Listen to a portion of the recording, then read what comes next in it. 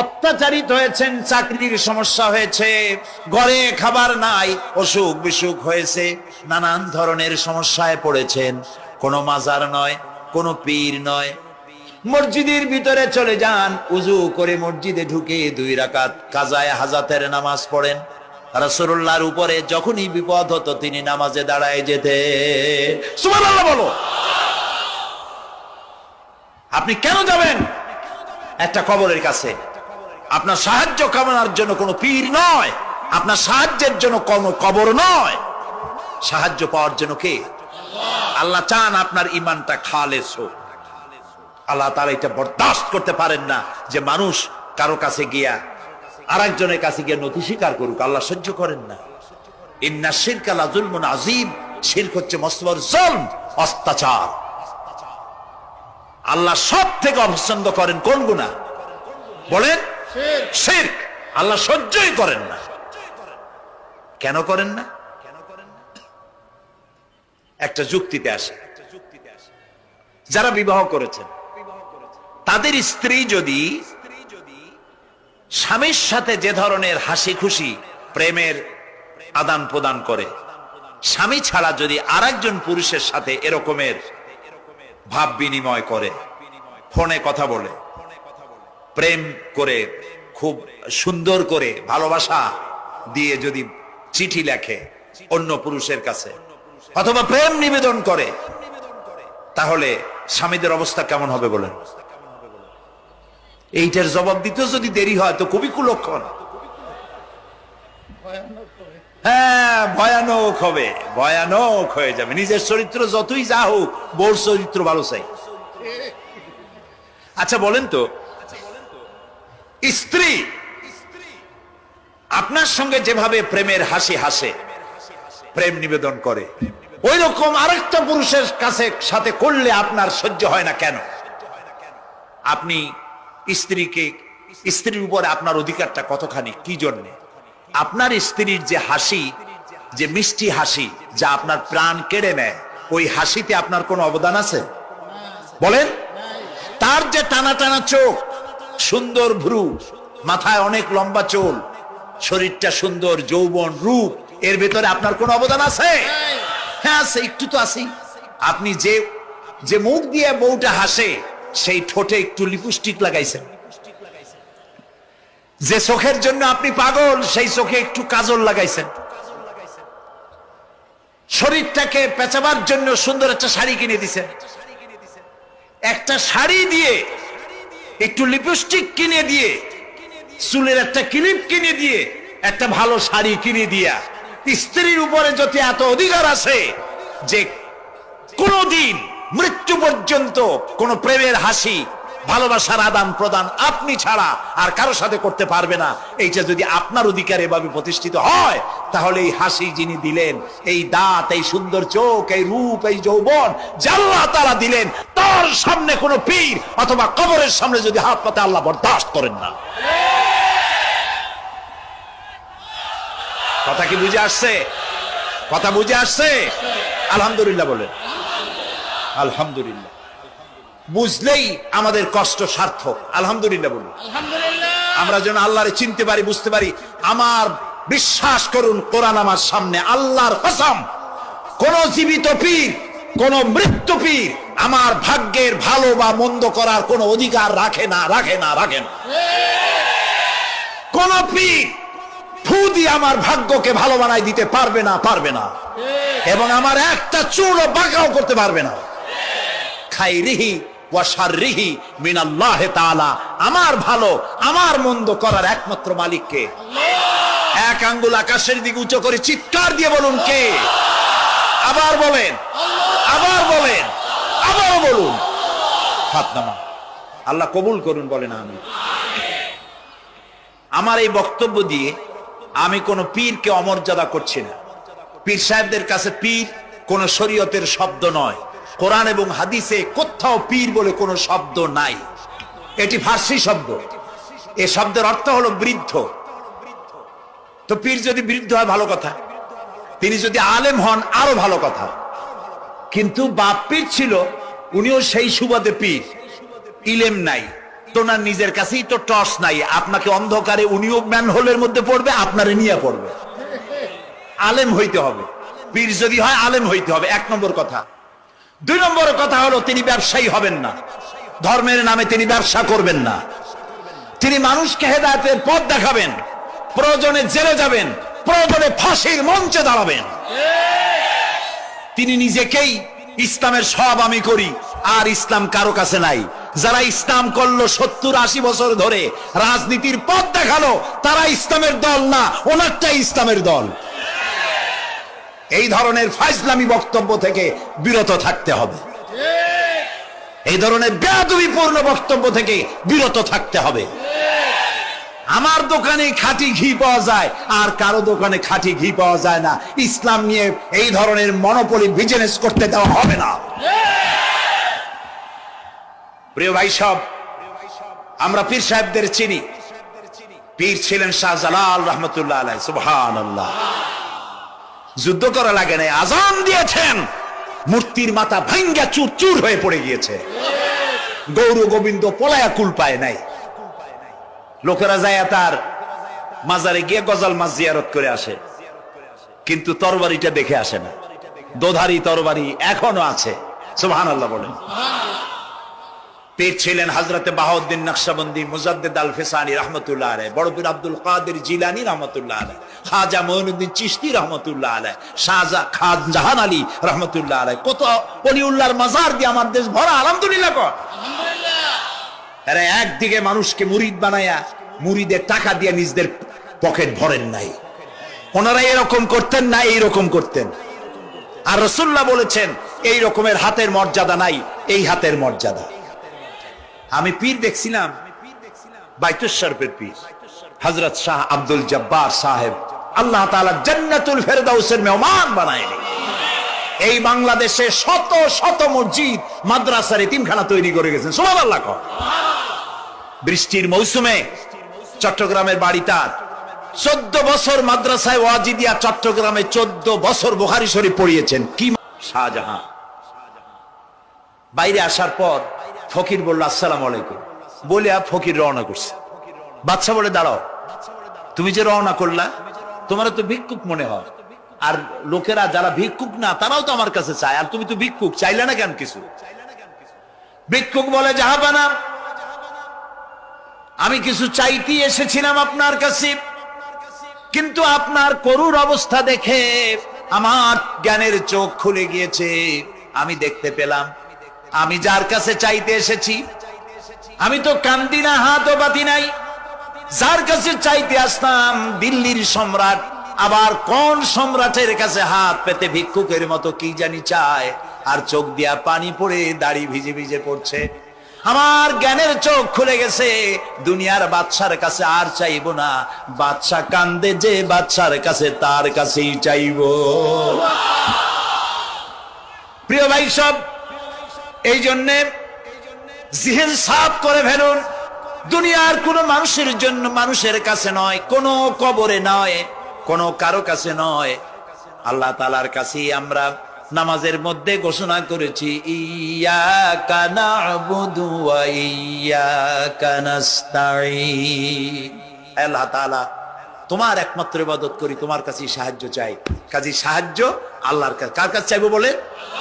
আল্লাহ আমাদের ঈমান পোক্ত করে দিন। আমরা বলি আমিন, আমরা বলি আমিন। অসুখ বিসুখ হইলে পরে ধৈর্য ধরবেন। অনেক মানুষ আছে জ্বর হইলে কয় যে এত নামাজ পড়ি খালি জ্বর আমারই হয়, এত রোজা রাখি, ভালো ভালো কাম করি, আমার ছেলের অসুখ মোটে সারিয়ে দেন। এই জাতীয় কথা বলবেন না। মুমিনের পায়ে যদি কাঁটাও ফোটে, সওয়াব থেকে খালি নাই। ধৈর্য ধরতে হবে। কাঁটা ফুটছে, বলেন ইন্না লিল্লাহ। আজাবান লিল মুমিন, মুমিনের জন্য বড়ই আশ্চর্য ব্যাপার। বিপদ হইলেও শুকর আদায় করে, আর সুখে থাকলেও শুকর আদায় করে, সুবহানাল্লাহ বিহামদি। বিপদ আসলে সে বলে ইন্না লিল্লাহি, বলেন ইন্না লিল্লাহি ওয়া ইন্না ইলাইহি রাজিউন। আর যখন শান্তি আসে বলে আলহামদুলিল্লাহ। দুই অবস্থায় তার জন্য নিয়ামত আল্লাহর তরফ থেকে সে পায়, আলহামদুলিল্লাহ। প্রিয় ভাই সব, তো আল্লাহর উপর ঈমান আনার জন্য কয়টা শর্ত বলছি না? এই যে প্যাচ লেগে গেছে, কয় যে তিনটা। আল্লাহর উপর ঈমান আনার জন্য শর্ত কয়টা? চারটা। চারটার বলছি কয়টা? দুইটা। আরেকটা হচ্ছে আল্লাহর কুদরত এ বিশ্বাস করা। আল্লাহর কুদরত মানে শক্তি। আল্লাহর কিছু বিশ্বাস করবেন বলেন জোরে? শক্তি। আকাশ এবং জমিনে শক্তিশালী কে? কিন্তু আমার দেশের জনগণ, কিছু কিছু রাজনীতিবিদরা বলে জনগণই নাকি সকল ক্ষমতার, সকল শক্তির উৎস। কি পাগল! তুমি ক্ষমতার উৎস? নাকের মধ্যে ময়লা, দাঁতে ছাতা, পেটের মধ্যে দুর্গন্ধ ভরা, ক্ষমতার উৎস? আশ্চর্য কথা। এই যে ক্ষমতার উৎস, হাজার হাজার লোক এখানে বসা, দুইটা ভাউয়া ব্যাংক যদি দুই কোণা দিয়ে ঢোকে, ভাউয়া ব্যাংক চেনেন?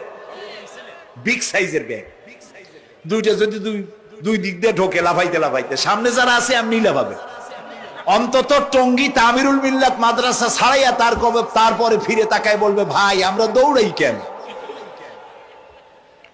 ব্যাংকের সামনে অসহায়, বল্লা ভীমরুলের সামনে অসহায়, সাপের সামনে, বিচ্ছুর সামনে অসহায়, তারা কয় সকল ক্ষমতার উৎস জনগণ। কপাল পোড়া! ক্ষমতার উৎস জনগণ নয়। এটা কোরআনের সাথে কন্ট্রাডিকশন হয় এ কথায়। আল্লাহ বলেছেন আন্নাল কুওয়াতা লিল্লাহি জামিয়া, সকল ক্ষমতার উৎস কে? চিল্লায় বলো ক্ষমতা কি দেখছেন? মাত্র 1.5 মিনিট। কয় মিনিট? মাত্র 1.5 মিনিট। আল্লাহ বলেছেন কোন? সাথে সাথে তামিলনাড়ু, মালয়েশিয়া, ইন্দোনেশিয়া, থাইল্যান্ড, মালদ্বীপ, শ্রীলঙ্কা, 2 লক্ষ লোক শেষ, 1 লক্ষের খোঁজ নাই। সমুদ্রের পানি 33 ফিট উঁচু হয়ে এসছে। সুবহানাল্লাহ কই দিচ্ছে করে না? বিজ্ঞানীরা বলেছেন ভারত মহাসাগরের তলদেশে ফাটল ধরেছে, ওর কয়েক কিলোমিটার নিচে ভূমিকম্পের উৎপত্তি হয়েছে। ভারত মহাসাগরের পানি 3 হাত না 4 হাত? কত কিলোমিটার আল্লাহ জানে। এই কয়েক কিলোমিটার নিচে যে মাটি, সেই মাটিরও কয়েক কিলোমিটার নিচে ভূমিকম্পের উৎপত্তি। এখান থেকে ভূমির কম্পন হয়েছে। সেই ভূমিকম্পে সমস্ত মহাসাগরের মধ্যে, ভারত মহাসাগরের মধ্যে জলকম্পন শুরু হয়েছে। পানির কম্পন, মাটির কম্পন একসাথে। 33 ফিট উঁচা, মানে 4 তলা বিল্ডিং এর মতো উঁচু হয়ে আসছে পানি। 4 তলা পরিমাণ উঁচু হয়ে পানি চলে আসছে। বাড়ি গাড়ি সব কিছু খড় কুটার ন্যায় সব উড়িয়ে দিয়েছে। এগুলোরে কপাল পোড়া নাস্তিক যেগুলি, তারা বলে প্রাকৃতিক দুর্যোগ। ওর বাপের মাথা। আচ্ছা, প্রাকৃতিক দুর্যোগ, প্রকৃতি কি? কোন জন্তুর নাম? প্রকৃতি কোন জন্তু জানোয়ারের নাম? প্রকৃতি নিজে চলে না কেউ তাকে চালায়? কে চালায়? কপাল পোড়ারা তা বোঝে না। বিশ্ববিদ্যালয়ের শিক্ষক হয়েছে তো, আল্লাহ দিয়ে আসি কোথায়? তবে সব খারাপ না, ভালো আছে আলহামদুলিল্লাহ। কিছু আছে কপাল পোড়া। বিশেষ করে শান্তিনিকেতনে যারা পড়াশোনা করে আসে, সাহিত্য চর্চা করে, এই সাহিত্য চর্চা করতে করতে এক পর্যায়ে কপাল পুড়ে যায়। আল্লাহরে চিনতে পারে না। সব চেনে, আল্লাহরে চেনে না। আল্লাহ এখন চিনাইতেছে ভালো করে। প্রিয় ভাই, সব কওমে আদ, কওমে সামুদ, এগুলিকে আল্লাহ তাআলা ধ্বংস করেছে। কিয়ামতের আগে এই যে 7টা আকাশ, এই আকাশ সম্পর্কে অবিশ্বাসীরা তারা বলেছে আকাশ বলতে কিছুই নেই, এটা নাকি অনেক দূরে, তাই নীলা নীলে দেখা যায়। কি কপাল পোড়া চিন্তা করো, নীলা নীলা দেখা যায়। এই আকাশ মহাশূন্য। এই আকাশগুলি, আকাশ কয়টা? কয়টা স্তর? 7টা। এগুলি কাতাইয়িস সিজিল্লিল কুতুব। কোরআনে কারিমে আল্লাহ তাআলা বলেছেন কিতাবের পৃষ্ঠার মতো কিয়ামতের আগে একটার পর একটা ঠাস ঠাস করে পড়বে, ভেঙে চুরে চুরমার হয়ে যাবে। ওয়াইদাল বিহারু ফুজ্জিরাত, আল্লাহ তাআলা বলছেন ইদাস সামাউ ফাতারাত ওয়াইদাল কাওয়াকিবু ইনতাসারাত। ওয়াইদাল বিহারু ফুজ্জিরাত, আকাশের তারকাসমূহ বিক্ষিপ্ত হয়ে পড়বে। অসংখ্য তারকারাজি, বিশাল বিশাল তারকা বিক্ষিপ্ত হয়ে পড়বে। চন্দ্র সূর্য একটার সাথে আরেকটা ধাক্কা লেগে চাঁদ আর সূর্য আলো হারিয়ে ফেলবে, একাকার হয়ে যাবে। পাহাড়গুলো উঁচু করে আল্লাহ তাআলা জমিনের উপরে আছাড় মারবেন, কালিহিনিল মানফুস, তুলার মতো উড়ে চলে যাবে। সুবহানাল্লাহ বলবা না? কত বড় শক্তি আল্লাহ পাকের। ওয়াইদাল বিহারু ফুজ্জিরাত, সমুদ্র সমূহ বিদীর্ণ হয়ে যাবে। সমুদ্রে যত পানি আছে সমস্ত পানিগুলি নিঃশোষিত হয়ে যাবে মাটির তলায়, এবং সেখানে অগ্নুৎপত্তি হবে। কোরআনে কারীম আল্লাহ বলে দিয়েছেন গোটা সমুদ্রগুলিতে আগুন জ্বলতে থাকবে। এগুলি কিয়ামতের আলামত। আল্লাহ পাকের অফুরন্ত মেহেরবানি। এই যে কানের কাছ দিয়ে গুলিটা চলে গেছে, কানে লাগে নাই। বাড়ির কাছ থেকে কিয়ামত হয়ে গেল, বাংলাদেশে আল্লাহ বাঁচাই দিলেন। সুবহানাল্লাহ বলো, আলহামদুলিল্লাহ বলে। আমাদের প্রতিবেশী দেশগুলিতে যেভাবে আঘাত লাগছে, ওর 1000 ভাগের 1 ভাগের আঘাত কয়েক সেকেন্ড যদি বাংলাদেশে হতো, আমাদের সব অপরিকল্পিত শহর, রাজুক পারমিশন দিয়েছে 3 তলার, করা হয়েছে 7 তলা। এইভাবে অপরিকল্পিত যত বিল্ডিং আছে এগুলি পচা সিমেন্ট দিয়ে, পচা ইট দিয়ে তৈরি করা হয়েছে। 2-3 সেকেন্ডের ভূমিকম্প যথেষ্ট এই শহর লন্ডভন্ড করে দেওয়া। অসংখ্য মানুষ মারা যাবে, অসংখ্য বাড়ি ঘর শেষ হয়ে যাবে। এদেরকে রেস্কিউ করার মতো মডার্ন ইকুইপমেন্টস গভর্নমেন্টের কাছে নাই। এজন্য আল্লাহর কাছে সেজদা দিয়া গুনার তওবা করতে হবে। আল্লাহ আমাদের মাফ করে দাও, আমার এই গরিব দেশটাকে কিয়ামত পর্যন্ত এই গজব থেকে বাঁচাও। প্রিয় ভাই সব, আল্লাহ তাআলার ক্ষমতার ওয়াজ আমি আজ করতে পারবো না, অনেক লম্বা হয়ে যাবে। কারণ আমাকে 3টা পুঁজির কথা তো কমসে কম বলতেই হবে, অল্প করে হলেও। শুনবেন তো? আল্লাহ তৌফিক দিক, বলেন আমিন। আল্লাহ তাআলার ক্ষমতায় বিশ্বাস করা, তার প্রচন্ড ক্ষমতা, যা খুশি তাই বলেন করতে পারেন। মরাকে জিন্দাকে মারতে পারেন, মরুভূমিতে ফুল ফুটাতে পারেন।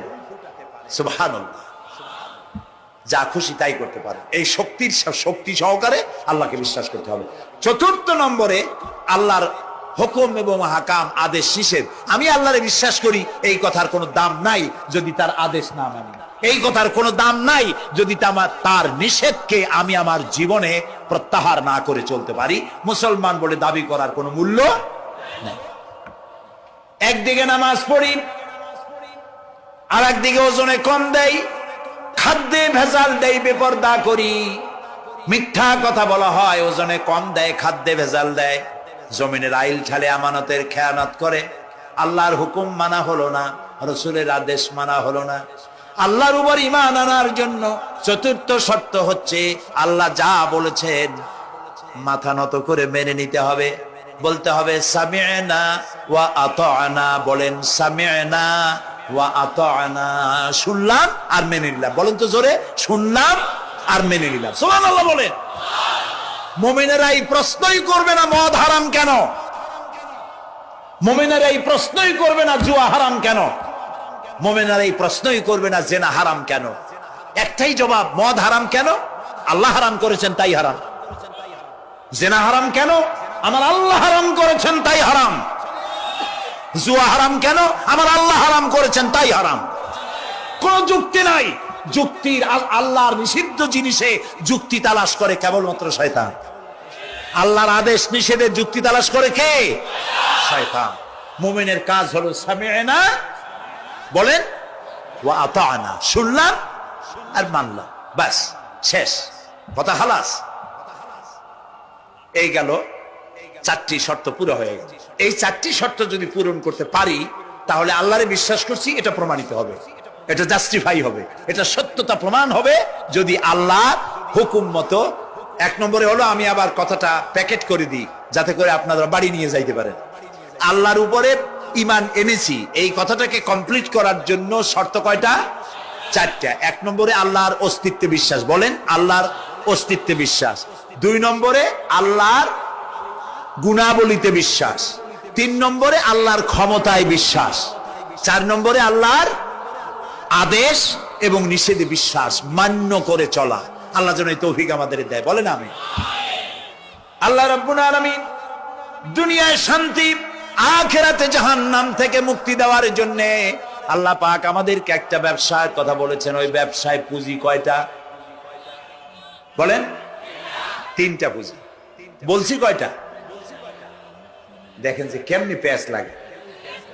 বলছি মাত্র একটা, সে একটা ডাল বার করছি 4টা। এবার আসেন মূল পয়েন্টে।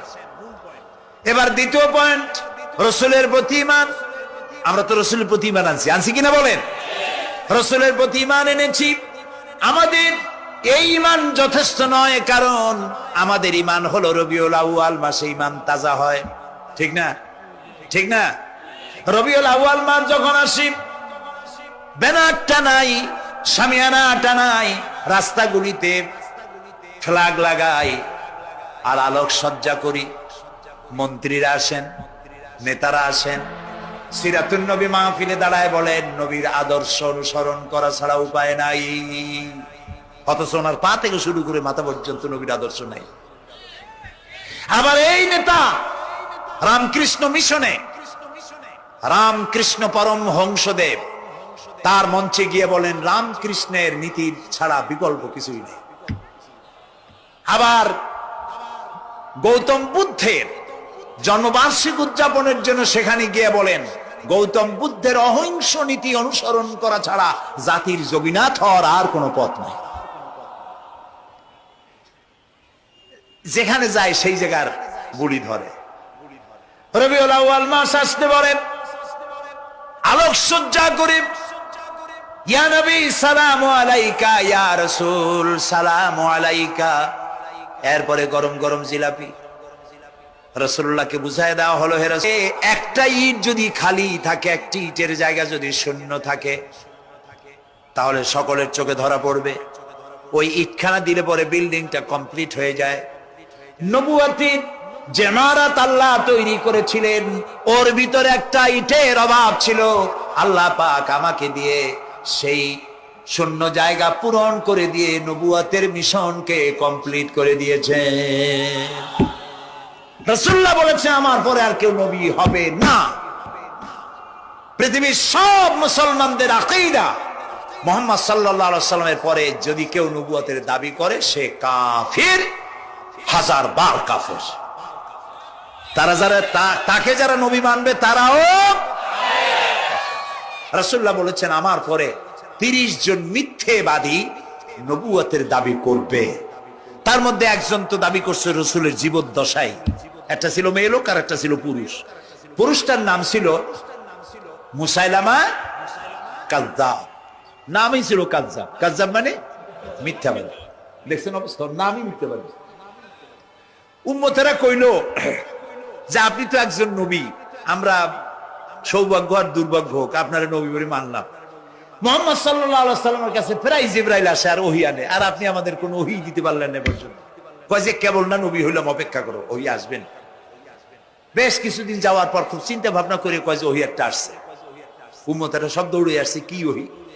কয় যে এইমাত্র শেষ রাত্রে জিবরাইল আসছিল, আইসে আমারে কয়ে গেল একটা সূরা নাজিল করলে। সূরাটা কি? ইন্না আতাইনাকাল আকাক ফাসাল্লি লিরাব্বিকা ওয়াজআক ইন্না শানিয়াকা হুয়াল আবলাক। উম্মতেরা কয় সর্বনাশ, এই সূরা পড়তে গেলে তো আমরা কাইসা মরে যাব। এর অর্থ তো খুব বিকায়দা। কি সূরা নাজিল হইল আপনার উপরে? ইন্না আতাইনাকাল আকাক মানে আমি তোমাকে হুতুম পেশা দান করেছি, সুতরাং তুমি তোমার প্রভুর উদ্দেশ্যে নামাজ পড়ো আর চিৎকার মারো, কারণ তোমার শত্রুরা সাদা এবং কালো বর্ণের। আমরা তো আগামাথা কিছু বুঝলাম না, কি হই? আচ্ছা ঠিক আছে, পয়গম্বর মুহাম্মদ সাল্লাল্লাহু আলাইহি সাল্লামকে তার উম্মতেরা নিয়ে যায় তাদের বাগানে, মাঝে মধ্যে নিয়ে যায়। নিলে পরে যে কুয়ায় পানি থাকে না, শূন্য কুয়া পানিতে ভরে যায়। যে গাছতলা দিয়ে তিনি হেরে যান, যে খেজুর গাছে খেজুর নাই, সেই গাছতলা দিয়ে রাসূল হেঁটে গেলেন, গাছে ফল ধরে যায়। আপনি তো এরকম কিছু দেখাইতে পারেন না। তোমরা তো আমার নেও না, চলো না যাই। নিয়ে গেছে, যাই দেখে যে কুয়ার পাড় দিয়ে যায়, যে কুয়ায় পানি থাকে তা থাকে, শুকায় যায়। যে গাছ তলায় দিয়ে যায় ওই গাছে খোরমা থাকলে সাথে সাথে খরগুড়ি ঝরে যায়। উম্মতের কয় কি একটা কপাল পড়ো নবী পাইলাম ভাগে। আল্লাহ তারে শেষ করছে দুনিয়া থেকে, জাহান্নামে চলে গেছে। সেই মহিলাটাও গেছে, সেও গেছে। রাসূলুল্লাহ বলেছেন এইরকম 30 জন মিথ্যাবাদী নবুয়তের দাবি করবে কিয়ামতের আগ পর্যন্ত।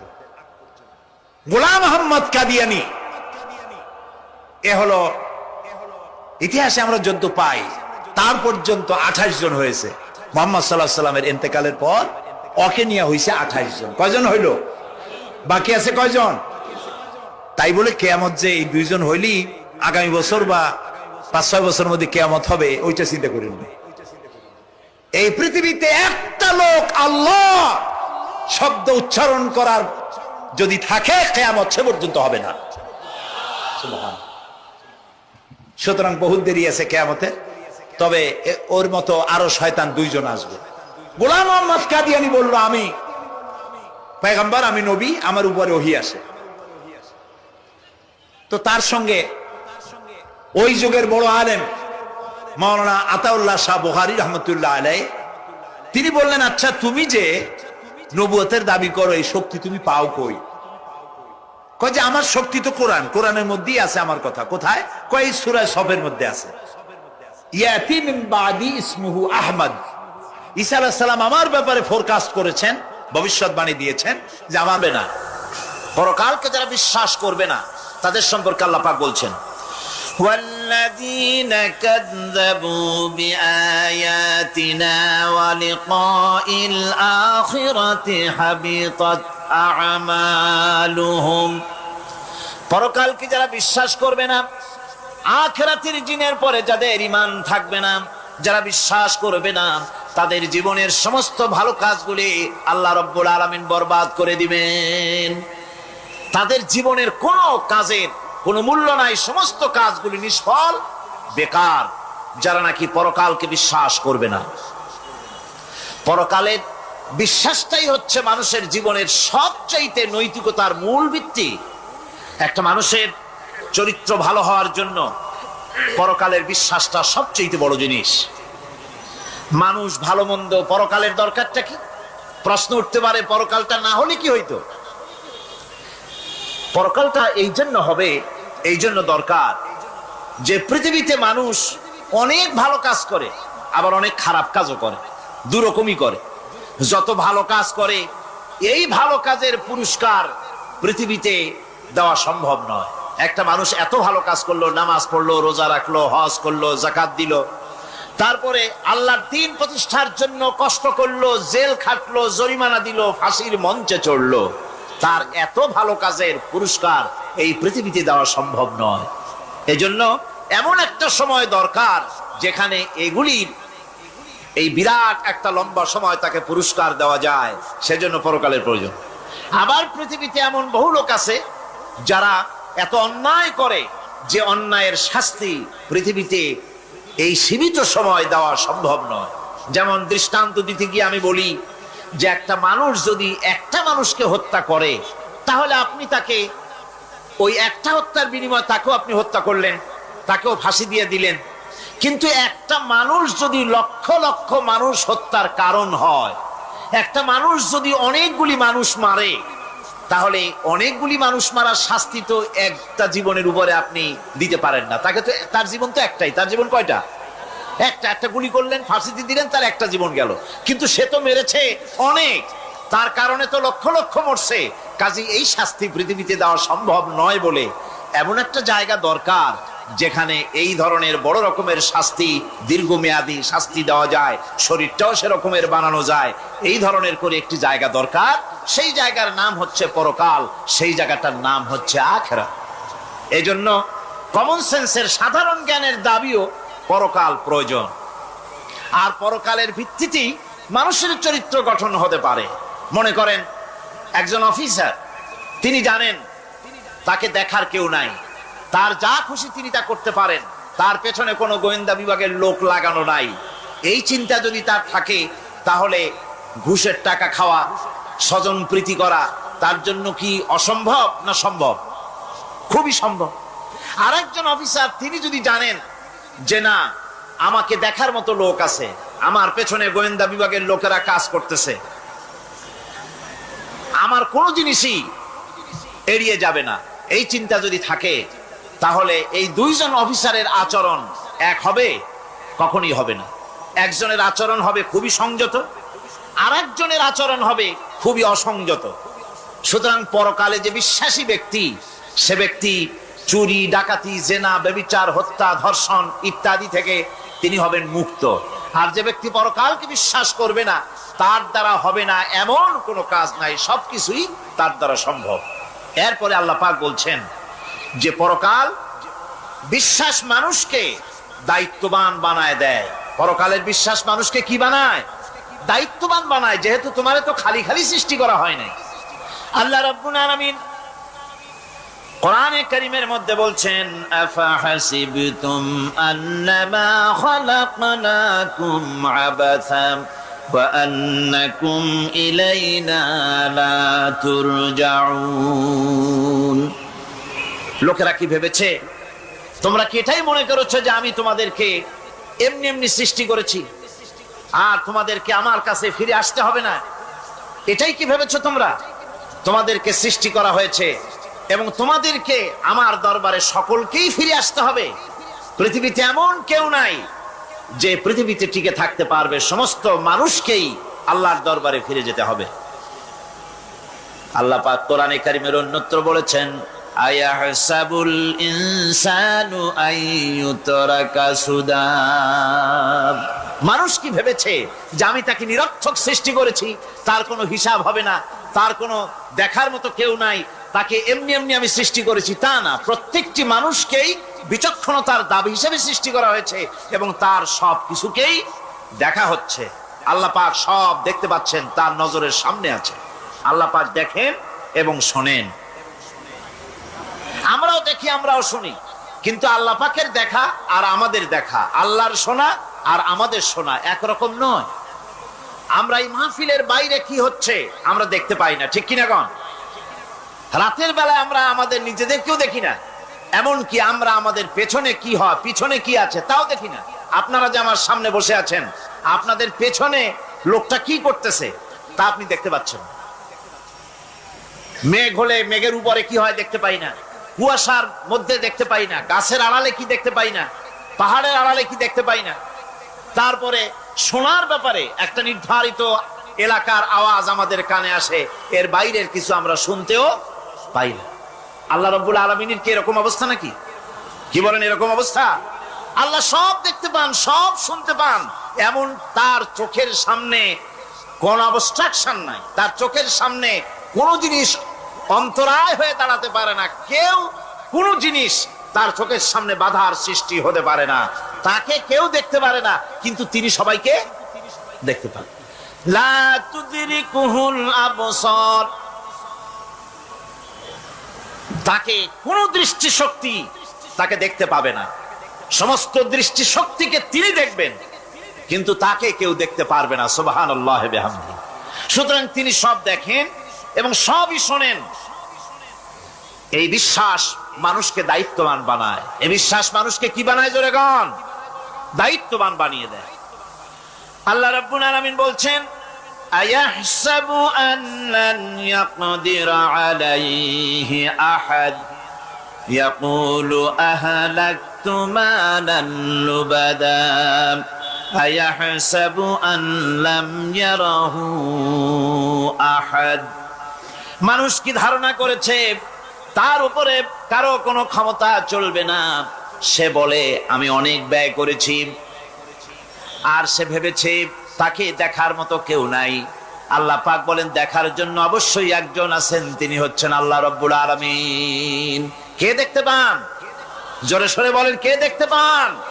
আল্লাহ পাক সব দেখেন, সব শোনেন। এমনকি সমুদ্রের অতল তলদেশে কোন পাথরের সাথে লাগানো, বালু কণার সঙ্গে লাগানো ছোট্ট একটি পোকা, যা মাইক্রোস্কোপ যন্ত্র ছাড়া দেখা যায় না, এমন ছোট্ট পোকাটিও যদি চিৎকার মারে ক্ষুধার যন্ত্রণায় বা পেটের যন্ত্রণায় বা কষ্টে পড়ে কোনো চিৎকার যদি মারে, সমুদ্রের কেউ শোনার কথা নয়, জমিনের উপরে কেউ শোনার কথা নয়, অন্তরিক্ষের কারো শোনার কথা নয়। আল্লাহ রাব্বুল আলামিন বলেন সেই ক্ষীণ আওয়াজটুকুনো তোমার আল্লাহ পাক শুনতে পান। সব তিনি শুনতে পান এবং দেখতে পান, তার চোখের সামনে সব রয়েছে। সুতরাং আসল কথা হচ্ছে মানুষেরা পরকালের চাইতে দুনিয়ার গুরুত্ব দেয় বেশি। বাল তুসিরুনাল হায়াতাদ দুনিয়া ওয়াল আখিরাতু খায়রুন ওয়া আবকা। তোমরা পার্থিব জীবনকে অগ্রাধিকার দিয়েছো, আর পরকাল হচ্ছে উত্তম এবং স্থায়ী। পরকাল হচ্ছে উত্তম। পৃথিবীর একটা নিকৃষ্ট জায়গা, একটা ছোট্ট জায়গা পৃথিবী। এটার আরবি হচ্ছে কি বলুন তো? পৃথিবীর আরবি কি? দুনিয়া। এটাকে দুনিয়া, দুনিয়া শব্দটা এসেছে আদনা শব্দ থেকে, তুচ্ছ, নিকৃষ্ট, এটার কোনো দাম নাই। আর এই জন্য হাদিস শরীফে এসেছে যে এই পৃথিবীর মূল্য যদি আল্লাহর কাছে মশার ডানা তুল্য যদি হতো, তাহলে কাফেরকে এক ঢোক পানি আল্লাহ পাক গিলতে দিতেন না। আল্লাহর দৃষ্টান্তটা, হাদিস শরীফের দৃষ্টান্তটা লক্ষ্য করেছেন? এই পৃথিবীর মূল্য যদি একটা মশার ডানার তুল্য যদি হতো, আপনাকে কেউ যদি 1 লক্ষ মশার ডানা যদি কেউ আপনাকে জোগাড় করে দেয়, আপনি কয় টাকা দিয়ে কিনবেন? কোন কথা বলতেছেন না? খুব আগ্রহ আছে কেনার নাকি? 4 আনা দিয়েও, 4 পয়সা দিয়েও আপনারা কেউ কিনবেন না, যেহেতু মশার ডানা 10 কোটি ডানা আনি জোগাড় করে দেন। নদী করবোটা কি? আত্মারা খাদ্য পাঠিয়েছেন লোহ মাহফুজ থেকে। খাদ্যের নাম হচ্ছে তেলাওয়াতে কোরআন। তেলাওয়াতে কোরআন। কোরআনে কারীম তেলাওয়াতে আত্মার সমৃদ্ধি হতো। কোরআনে কারীমের তেলাওয়াত, অনুধাবন, এর দ্বারা আত্মার সমৃদ্ধি হতো। যেহেতু কোরআন হচ্ছে রূহের খোরাক, সেই খোরাক দেওয়া হচ্ছে না তাকে। কাজে আমি বলতেছিলাম যে যে জিনিসের মূল্য বেশি আমরা তার মূল্য দিতে জানি না, যেটার মূল্য কম সেটার মূল্য দেই বেশি। অনুরূপ ভাবে এই পৃথিবীর কোনো দাম নেই, আল্লাহ পাক বলছেন, সেই জিনিসটার মূল্য আমরা বেশি দিলাম, আর পরকালের চিন্তা আমাদের দিল থেকে উবে গেল। এই জন্য আল্লাহ রাব্বুল আলামিন বলেন, ইন্নাল্লাযীনা লা ইউমিনুনা বিল আখিরাতি যায়্যান্না লাহুম আ'মালাহুম ফাহুম ইয়ামাহুন। যারা পরকালের প্রতি ঈমান আনে না, পরকালকে যারা বিশ্বাস করে না, তাদের ক্রিয়াকাণ্ডকে তাদের কাছে চিত্তাকর্ষক বানায় দেওয়া হয়, আর এভাবে তারা পথভ্রষ্ট হয়ে যায়। দুনিয়া তাদের কাছে বেশি মজা লাগে, দুনিয়াটা বেশি ভালো লাগে। কয় হুজুর, তাফসীরের মাহফিল ভালো লাগে, আবার যখন কীর্তন শুনতে যাই, সিনেমা দেখতে যাই, তাও খারাপ লাগে না, তাও ভালো লাগে। মিলাদ শরীফও ভালো লাগে, কীর্তনও ভালো লাগে, ওয়াজ মাহফিলও ভালো লাগে, গানও ভালো লাগে, সিনেমাও ভালো লাগে। এই যে দুই জিনিস ভালো লাগে, এটা হলো মুনাফিকি রোগ। এটা কি রোগ বলেন না সবাই? এটা কি রোগ? মুনাফিকি রোগ। ঈমানের স্বাদ যখন নষ্ট হয়, তখন এই অবস্থার সৃষ্টি হয়। বিষাক্ত সাপ যখন মানুষকে দংশন করে, রাতের অন্ধকারে বিষাক্ত সাপে মানুষকে দংশন করেছে, ওঝা আনা হলো। ওঝা এসে সর্বপ্রথম টেস্ট করবে যে সাপটা কি বিষাক্ত না এমনি সাধারণ সাপে তাকে দংশন করেছে, সাপটা কি ধরনের। এটা টেস্ট করার জন্য সাপে কাটা রোগীর মুখে ওঝা মুখের মধ্যে খুব ঝাল মরিচ অথবা লবণ এটা দেয়।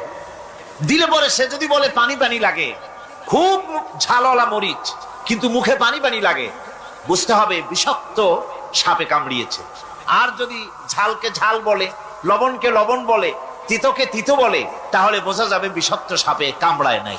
তো বিষাক্ত সাপের প্রধান আলামত হলো এই, বিষাক্ত সাপে যখন মানুষকে কাটে, তখন তার প্রথম বিষক্রিয়া হচ্ছে তার রক্তকে জাম করে দেয় আর জিহ্বার স্বাদকে নষ্ট করে দেয়।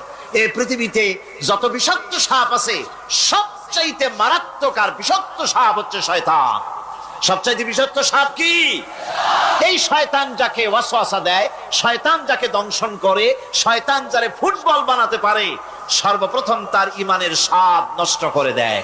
তখন আখিরাত ভালো লাগে না, তখন মসজিদ ভালো লাগে না, তখন ওয়াজ মাহফিল ভালো লাগে না, তাফসীর মাহফিল ভালো লাগে না, তখন সিনেমা পছন্দ হয়, গান পছন্দ হয়, মেলা পছন্দ হয়, সাংস্কৃতিক অনুষ্ঠান, নাচ, উল্টাপাল্টা কাম, এই সমস্ত পছন্দ হয়। আল্লাহর ইসলাম ভালো লাগে না, পছন্দ হয় না। আল্লাহ পাক বলেন, পরকালকে যারা অস্বীকার করে তাদের মনের তাদের জন্য এই দুনিয়াটাকেই তাদের সামনে চিত্তাকর্ষক, তাদের ক্রিয়াকাণ্ডকে চিত্তাকর্ষক করে দেওয়া হয়, আর এর ভেতরেই তারা পড়ে থাকে। ফলে এই সব পরকালে অবিশ্বাসী লোকগুলি অহংকারী হয়। তারা কি হয়? আল্লাহ পাক বলেন, فَالَّذِينَ لَا يُؤْمِنُونَ بِالْآخِرَةِ قُلُوبُهُم مُنكِرَةٌ وَهُم مُسْتَكْبِرُونَ।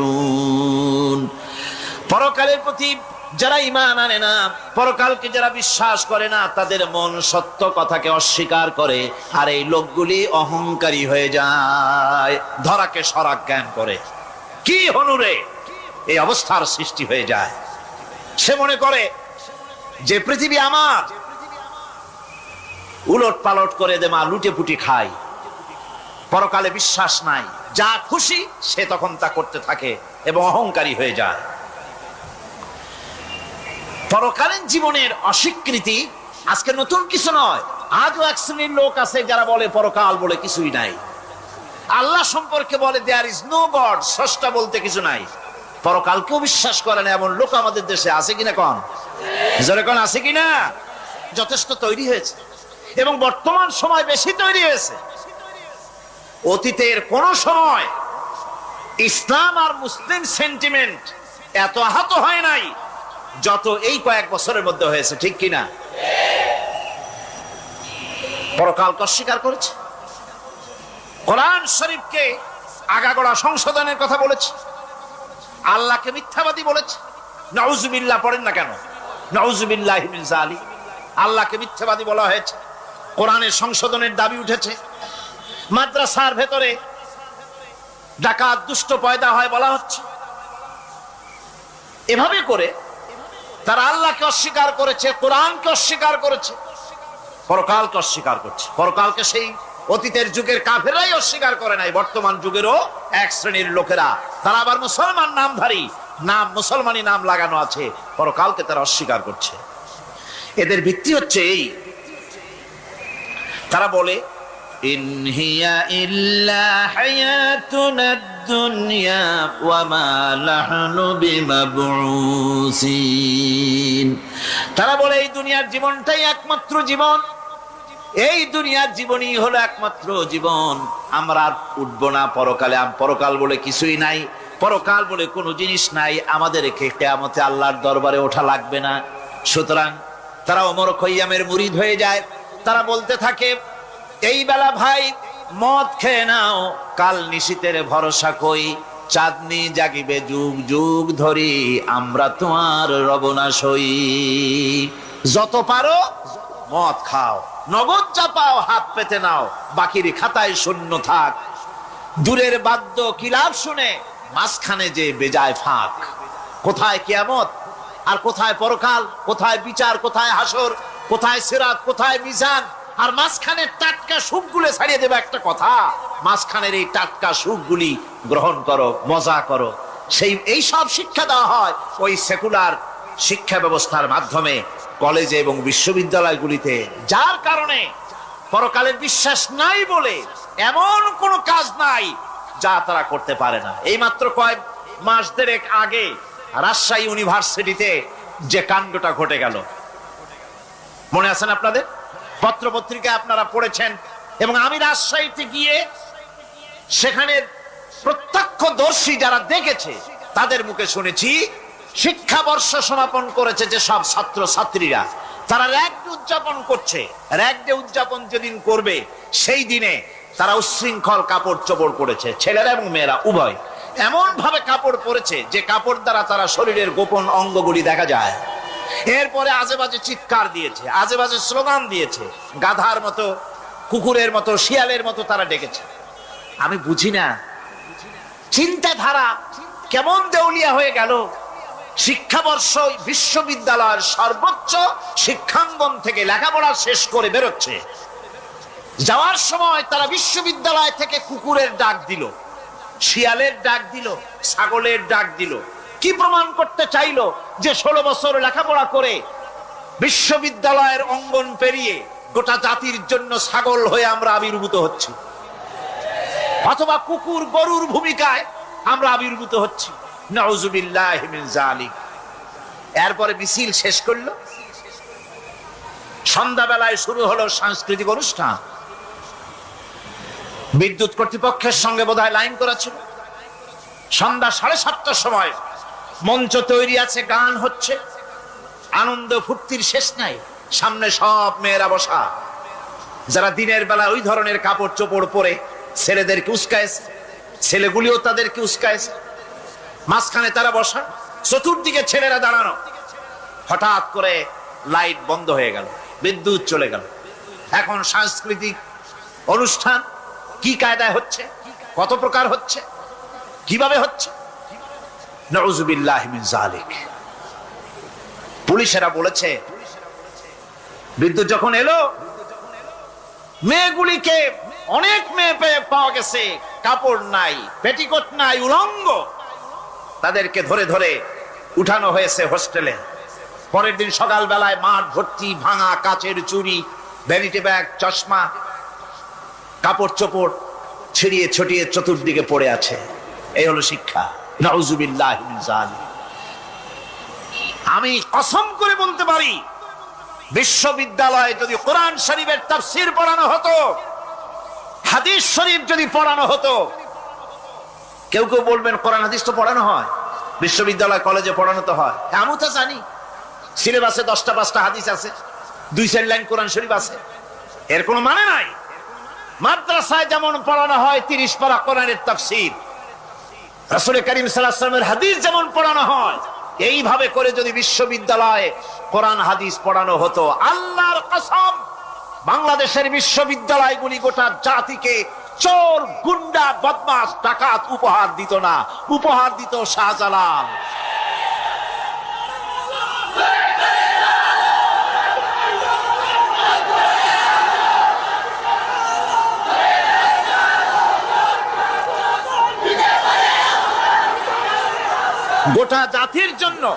গোটা জাতির জন্য বিশ্ববিদ্যালয় সমূহ উপহার দিতে পারত।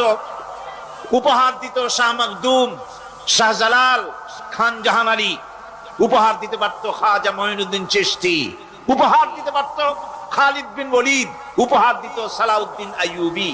আল্লাহ পাক তাদের সকলের প্রতি রহম করুন, জোরে কোন আমিন।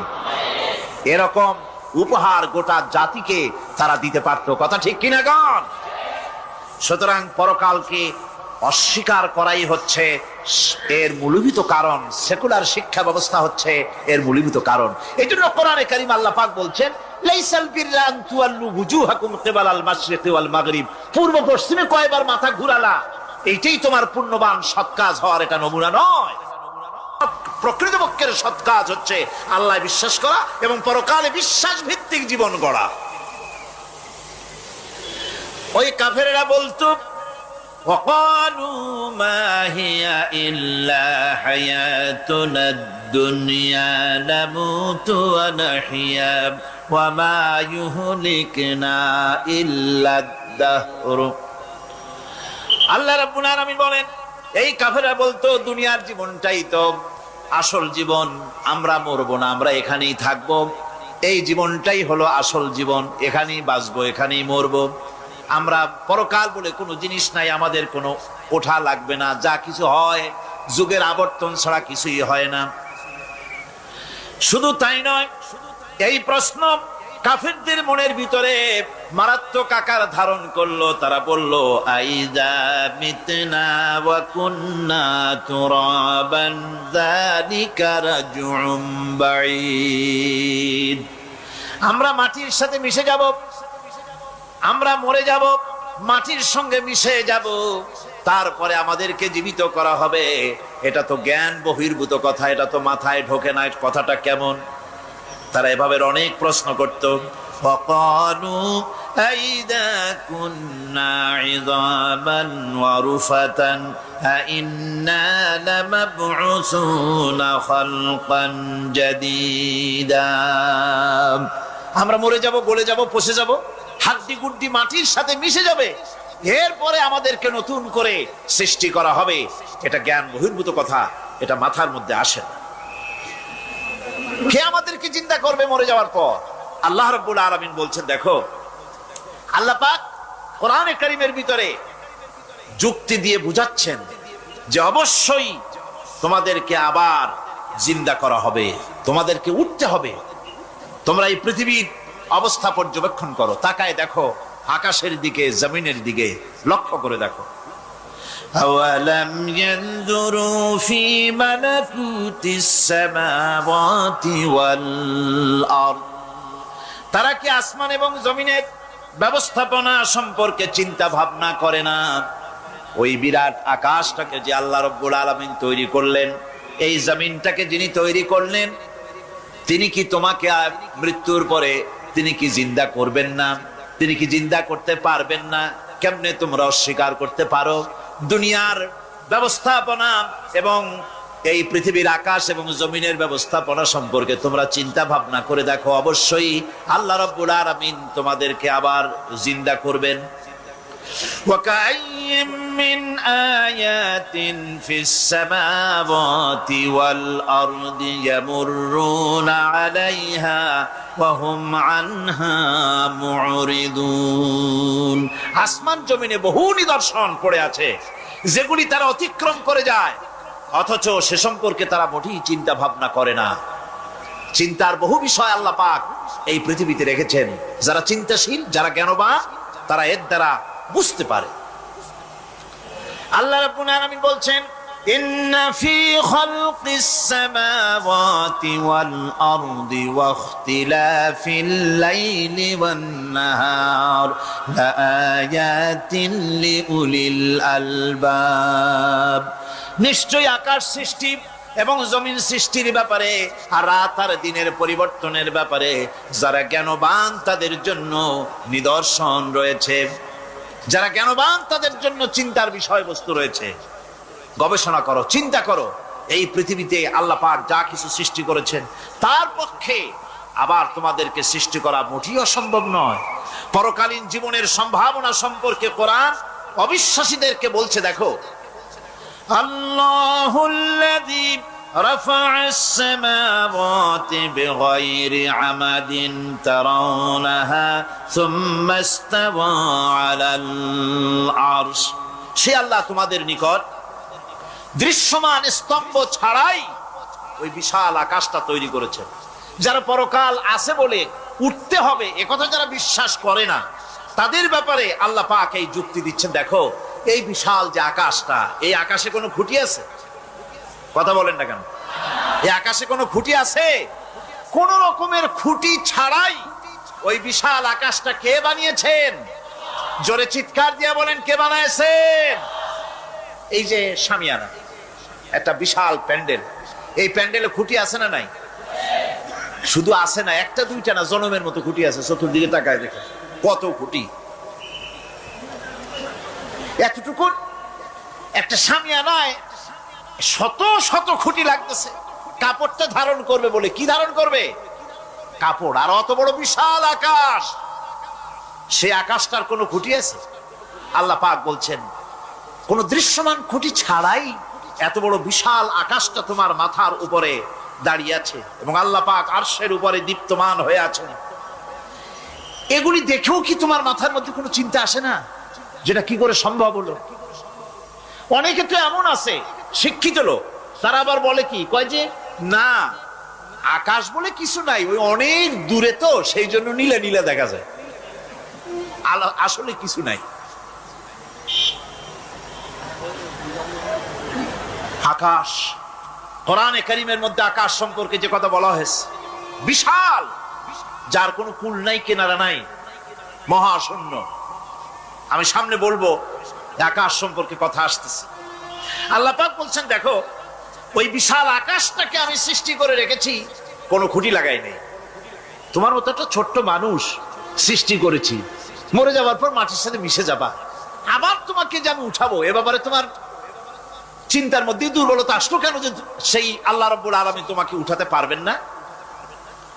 وسخر الشمس والقمر كل يجري لأجل مسمى তিনি চন্দ্র সূর্যকে আজ্ঞাবর্তী করেছেন, প্রত্যেকেই তার নির্দিষ্ট সময় সীমা মতো চলাফেরা করতেছে।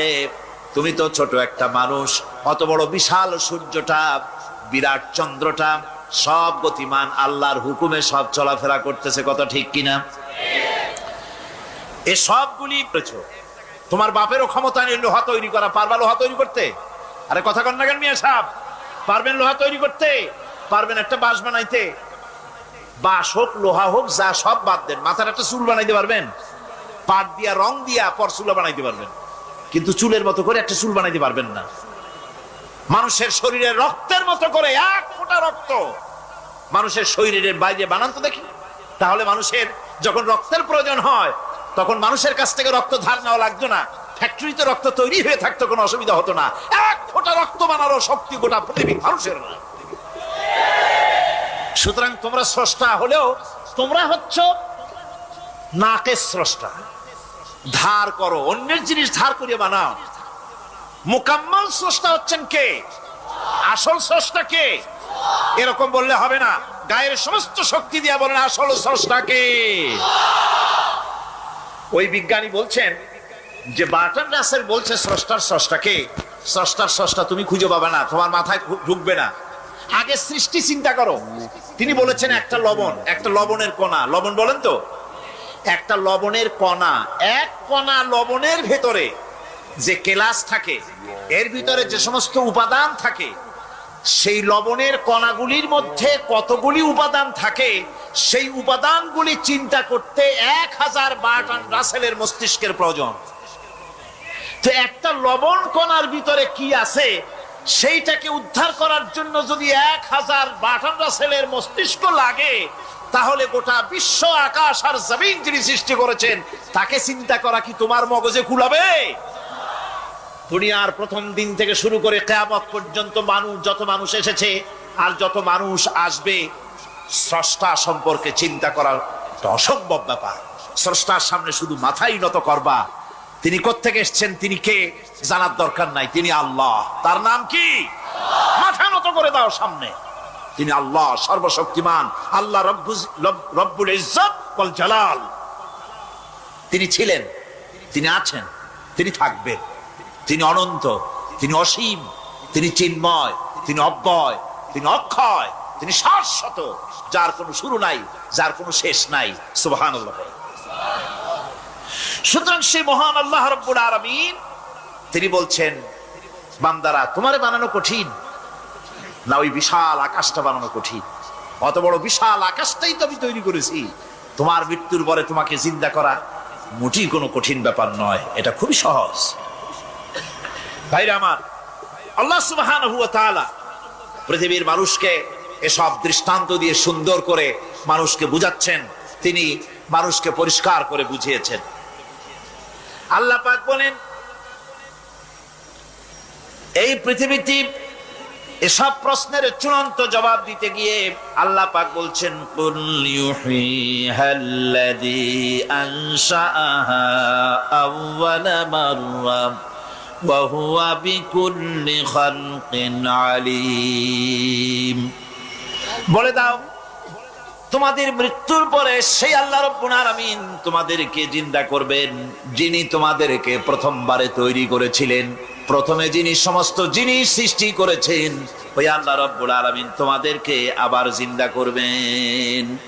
আর এসব জিনিসকে খেল তামাশার বিষয়বস্তু করে তৈরি করা হয় নাই। সমস্ত জিনিসের পেছনে বিরাট উদ্দেশ্য কাজ করেছে, একটা লক্ষ্য নিয়ে, সামনে নিয়ে, উদ্দেশ্য নিয়ে আল্লাহ তৈরি করেছে। আল্লাহ পাক বলছেন, وَمَا خَلَقْنَا السَّمَاوَاتِ وَالْأَرْضَ وَمَا بَيْنَهُمَا لَاعِبِينَ। এই পৃথিবীতে আকাশ, ওই বিশাল আকাশ এবং জমিন এবং এর মধ্যস্থিত কোন জিনিসকে আমি খামোখা তৈরি করি নাই, খেল তামাশার বিষয়বস্তু হিসাবে তৈরি করি নাই। যারা নাকি জ্ঞানবান, যারা বুদ্ধিমান, তাদের সম্পর্কে আল্লাহ বলেন, الذين يذكرون الله قياما وقعودا وعلى جنوبهم ويتفكرون في خلق السماوات والأرض ربنا ما خلقت هذا باطلا سبحانك فقنا عذاب النار। যারা নাকি জ্ঞানবান, যারা চিন্তাশীল, যারা শুধু পাইকারি দরে খায় আর ঘুমায় না, যারা চিন্তা ভাবনা করে, তারা দাঁড়ানো অবস্থায়, বসা অবস্থায়, সব অবস্থায়, আকাশ জমিন, রাত দিনের পরিবর্তন, মানব সৃষ্টি, এ সব কিছু চিন্তা গবেষণা করে বলে রব্বানা মা খালাকতা হাযা বাতিলা, এর কোনো কিছুই তুমি নিরর্থক ভাবে সৃষ্টি করনি, সবগুলোই তুমি বিশেষ উদ্দেশ্য নিয়ে তৈরি করেছো। ফাকিনা আযাবান নার, সুতরাং আমাকে জাহান্নামের আগুন থেকে তুমি রক্ষা করো, আমাকে তুমি রক্ষা করো। আমরা সবাই বলি আমিন। চিন্তাশীল এবং গবেষক যারা, তারা এভাবে চিন্তা ভাবনার মাধ্যমে এ সব কিছু তারা বুঝতে পারে যে এই পৃথিবী খেল তামাশার বিষয় নয়, এই পৃথিবীকে আল্লাহ পাক এমনি এমনি তৈরি করেন নাই, দুনিয়ার মানুষগুলিকেও খামোখা সৃষ্টি করেননি, এর পেছনে বিরাট উদ্দেশ্য কাজ করেছে এবং আমাদের সকলকেই আল্লাহ রাব্বুল আলামিনের কাছে হাজির হতে হবে। সুতরাং এই পৃথিবীতে দুনিয়ার চাইতে অগ্রাধিকার দিতে হবে আখিরাতকে। দুনিয়ার চাইতে অগ্রাধিকার দিতে হবে কোনটাকে বলেন? আখিরাতের অগ্রাধিকার দিতে হবে। আল্লাহ পাক বলছেন ওয়ামা হাদিহিল হায়াতুদ দুনিয়া ইল্লা লাহুন ওয়া লাইবুন ওয়া ইন্নাদ দারাল আখিরাতা লাহিয়াল হায়ানু লাউ কানু ইয়ামালুন।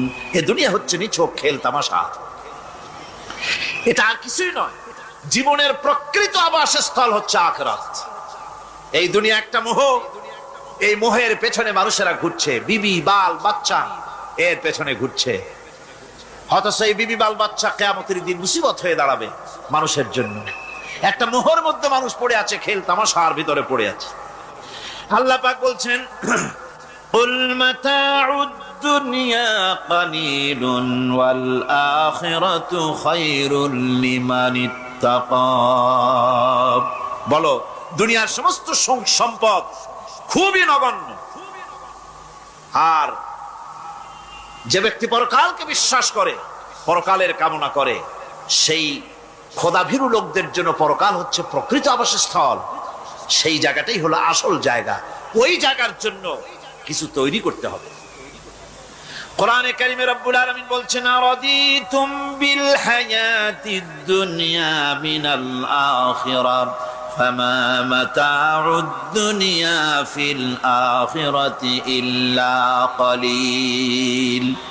তোমরা কি পরকালের জীবনের বিনিময় এই দুনিয়ার জীবনটাই বেশি পরিতুষ্ট হয়েছে? অথচ দুনিয়ার জীবনের সুখ সম্পদ তো পরকালের তুলনায় খুবই নগণ্য। পরকালের সুখ অনেক বেশি, পরকালের দুঃখটা অনেক বেশি, সুখটাও অনেক বেশি। পরকালটা স্থায়ী, সুতরাং দুনিয়ার মোহে না পড়ে পরকালের জন্য জীবনটাকে পরকাল ভিত্তিক জীবন তৈরি করো। আল্লাহ পাক বলছেন ফাম্মা মান তাগা ওয়া আসারাল হায়াতাদ দুনিয়া ফাইন্নাল জাহিমা হিয়াল মাওয়া। অথবা যে ব্যক্তি বিদ্রোহ করেছে এবং দুনিয়ার জীবনকে অগ্রাধিকার দিয়েছে, তার জায়গা হচ্ছে জাহান্নাম। জোরে বলেন নাউজুবিল্লাহ। যে ব্যক্তি আল্লাহর সঙ্গে বিদ্রোহ করেছে আর পরকালের জন্য পাথর জোগাড় করে নাই, দুনিয়াকে অগ্রাধিকার দিল, পরকালকে ভুলে গেল, তার জায়গা হলো জাহান্নাম। ওয়া আম্মা মান খাফা মাকামা রাব্বিহি ওয়া নাহান নাফসা আনিল হাওয়া ফাইন্নাল জান্নাতা হিয়াল মাওয়া। আর যে ব্যক্তি আপন প্রভুর সামনে উপস্থিত হওয়াকে ভয় করেছে এবং আপন প্রবৃত্তিকে লালসা মুক্ত করেছে, লালসার হাত থেকে রক্ষা করেছে, আল্লাহ রাব্বুল আলামিন কিয়ামতের দিন তার জন্য রেখে দিয়েছেন জান্নাত। তার জন্য কোন জায়গা? জান্নাত। আমাদেরকে পরকাল ভিত্তিক জীবন যাপন যদি করি, তাহলে কবরের জবাবগুলি খুব আসান হবে। আর যদি পরকাল ভিত্তিক জীবন যাপন না হয়, কবরটা মুসিবতের জন্য মুসিবত হয়ে যাবে। হযরত ওসমান রাদিয়াল্লাহু তাআলা আনহু কবরের কাছে গিয়ে খুব কাঁদতেন। সাহাবায়ে কেরাম প্রশ্ন করেছেন, হুজুর, রাসূল করিম সাল্লাল্লাহু আলাইহি ওয়াসাল্লাম যখন জান্নাত ও জাহান্নামের ওয়াজ করেন তখনও তো এত বেশি আপনি কাঁদেন না, যত বেশি কাঁদেন কবরের কাছে এসে, কারণ কি?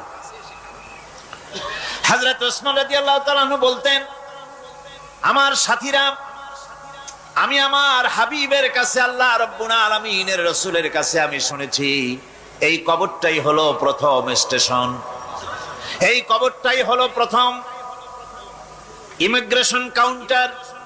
এই জায়গায় যদি কেউ ধরা পড়ে যায়, কারো যদি চার্জশিট হয়ে যায়, সব জায়গায় ধরা পড়ে যাবে, হাসরে মিজানে সিরাতে কোনো জায়গায় নাজাত পাবে না।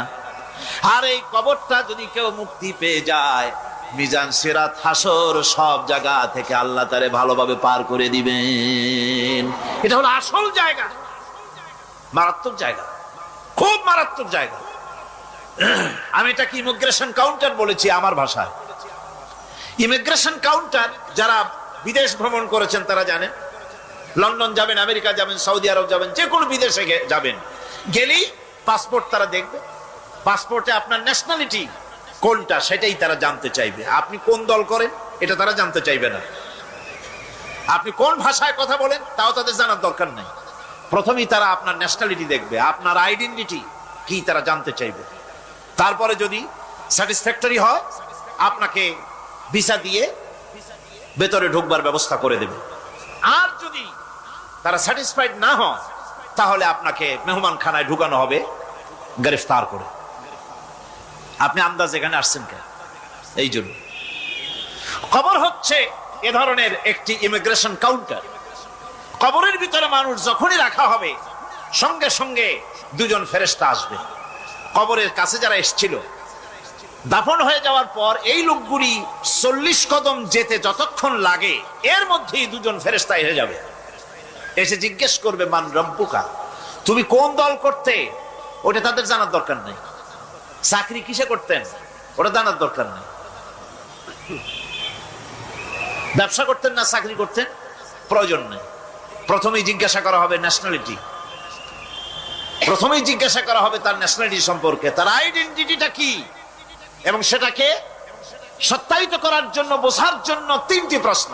প্রথম প্রশ্ন, মান রব্বুকা ওয়া মা দীনুকা ওয়া মান নাবিয়্যুকা, তোমার রব কে, তোমার দ্বীন কি, তোমার নবী কে। যদি এই ব্যক্তি বেঈমান হয়, মুনাফিক হয়, সে বলবে হায় হাতা লা আদরি, হায় হাতা লা আদরি, জানি না আমার রবকে, আমি জানি না। তোমার দ্বীন কি, দ্বীন কারে কয় বুঝি না। এরপরে আল্লাহর নবী জনাবে মুহাম্মদ রাসূলুল্লাহ সাল্লাল্লাহু আলাইহি ওয়াসাল্লামকে দেখানো হবে, বলা হবে মা কুনতা তাকুলু ফি হাদার রাজুল, এই ব্যক্তি সম্পর্কে তোমার ধারণা কি নিকে? বলবে আমি চিনি না। নাউযুবিল্লাহ। বাস, এরপরে তার যা হবার তাই শুরু হয়ে যাবে। আর যদি বান্দাটা মুমিন হয়, প্রশ্ন করা হবে মান রব্বুকা, জবাব দেবে রব্বি আল্লাহ, আমার রব আল্লাহ রাব্বুল আলামিন। ওয়া মা দীনুকা, দীনুনা ইসলাম, আমার দ্বীন হচ্ছে ইসলাম। এরপরে আল্লাহর নবীকে দেখানো হবে। কয়েক রকমের বর্ণনা আছে, কোন বর্ণনায় আছে হুজুরের আকারে দেখানো হবে, অথবা রাসূলকে সরাসরি দেখানো হবে। বলা হবে মা কুনতা তাকুলু ফি হাদার রাজুল, এই লোকটি সম্পর্কে ধারণা কি? মুমিন ব্যক্তি বলবে হাদা নবিয়ুনা মুহাম্মাদুর রাসূলুল্লাহ সাল্লাল্লাহু আলাইহি ওয়াসাল্লাম, ইনি আমার তো সেই নবী মুহাম্মাদুর রাসূলুল্লাহ সাল্লাল্লাহু আলাইহি ওয়াসাল্লাম। আমরা যেন এই রকমের জবাব দিতে পারি, আল্লাহ কবুল করো। সকলে জোরে কোন আমিন। জবাব হয়ে যাওয়ার পর গায়ব থেকে আওয়াজ আসবে, ফাফরিশু বিল জান্নাতি ওয়ালবিসু বিল জান্নাহ, ও আমার ফেরেশতারা, আমার এই বান্দাকে জান্নাতের পোশাক পরাইয়া দাও, আর কবরটাকে জান্নাতের বিছানা বিছাইয়া দাও। জান্নাতের পোশাক পরায় না, জান্নাতের বিছানা বিছায় না। ইলা মাদ্দা বাসারিহি, তার চোখের দৃষ্টি যতদূর যায় কবরটা ততটা প্রশস্ত করে দাও। এরপর বেহেশতের পোশাক পরাইয়া, বেহেশতের বিছানা বিছায়া ফেরেশতা বলবে নুম কানাউমুল উরুস, ঘুমিয়ে যাও। দুলামিয়া যেমন বাসর সজ্জায় নতুন বউ নিয়ে আরামে ঘুমায়, এরকম আরামে ঘুমায় যাও। ইলা ইয়াউমিল কিয়ামা, কিয়ামত পর্যন্ত ঘুমায় থাকবে, আরামে ঘুমিয়ে থাকবে। এরপরে সিংগায় ফুৎকার হবে, সিংগার ফুৎকারের আওয়াজে তার ঘুম ভেঙে যাবে।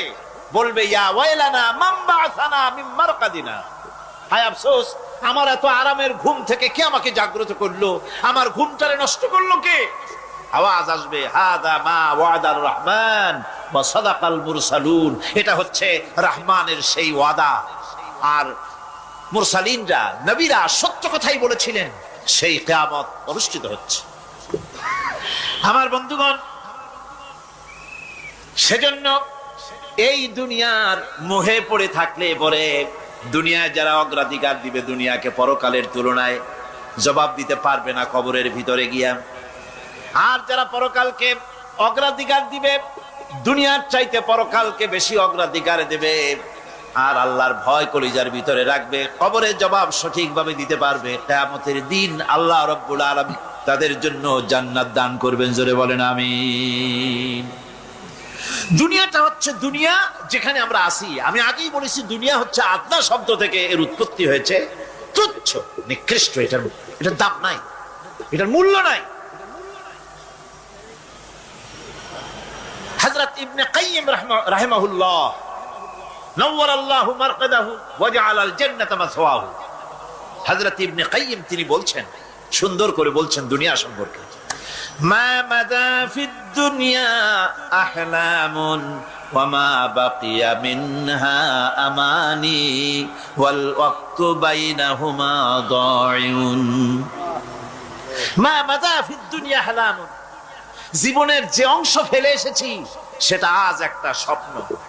ওয়া মা বাকিয়া মিনহা আমানি, আর জীবনের যে অংশ সামনে বাকি আছে সেটা এখন একটা আকাঙ্ক্ষা।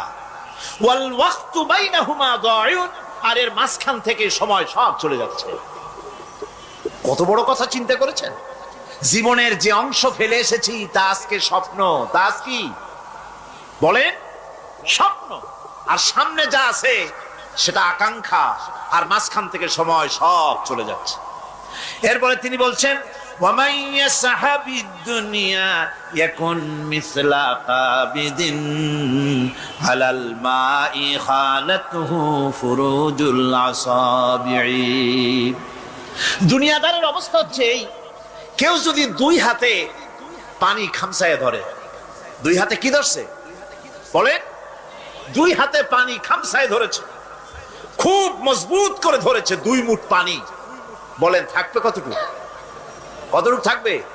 1 ফোঁটাও থাকবে না, কারণ তার আঙ্গুলের ফাঁক তার সাথে খেয়ানত করবে, আঙ্গুলের ফাঁক দিয়া পানিগুলি সব বেরিয়ে চলে যাবে।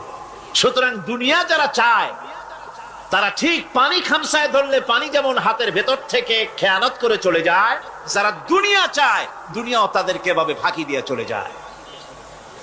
তবুও দুনিয়ার মায়া মানুষের এত বেশি।